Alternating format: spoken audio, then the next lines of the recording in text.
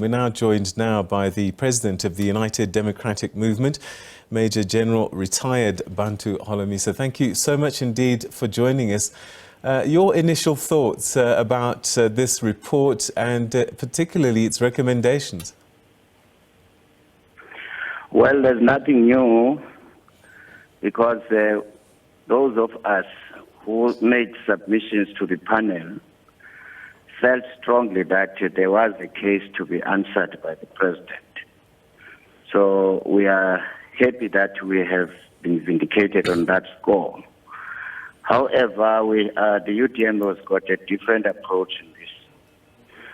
There is no further need for Parliament to interrogate the matter, given the recommendations of the panel. The balance of probabilities is sufficient. Nothing more needs to be proved. You must remember that we are not dealing here with an employee where we are fearing that that employee might take us to CCMA. We have no contract with President Ramaphosa. So he should pack his bag and leave tomorrow without further prompting this matter. South Africa cannot afford to have another negativity around the presidency. We cannot afford to have a president in office facing these serious indictments. Therefore, the ANC must recall their deployee, and the law enforcement agencies can take their own time, as they have done so. I mean, from June already, they have done nothing. Instead, what we are seeing is more about trying to do a cover-up. He must be recalled.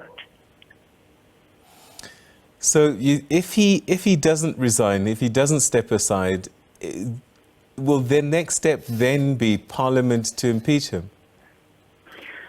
Obviously, the debate for the 6th is intended to arrive at that decision. And if he can take a risk and humiliate himself further, humiliate his party, his family. But if he were to leave now, it's all the better for the country and for himself, family, and his party. But we cannot expect the ANC members to support this. These are serious charges or findings. After all, he himself has confirmed this. I mean, how can you say you are aware that the money was stolen in foreign currencies and you agree that this money was brought by so-and-so from country X, and in the last 2 years he has not yet collected those animals? The first thing which one should ask, how did that person come into the country with such dollars? So a lot of people might be thinking that for a president to step down, there are serious consequences to that. But are you suggesting the consequences of him not stepping down are much more severe? What consequences when someone has broken the law? Why must you talk about start planting fears that there will be? What consequence are you thinking about? This person took an oath and said, I will do as prescribed.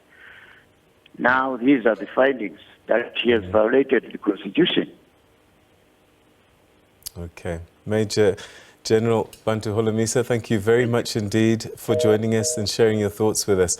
That's the President of the UDM saying that Parliament really ought not to have to do anything further, that there's enough on the table now for the President to step aside, and he says that the ANC must recall its deployee, that President Ramaphosa has been found wanting, and sufficiently so that he should step down.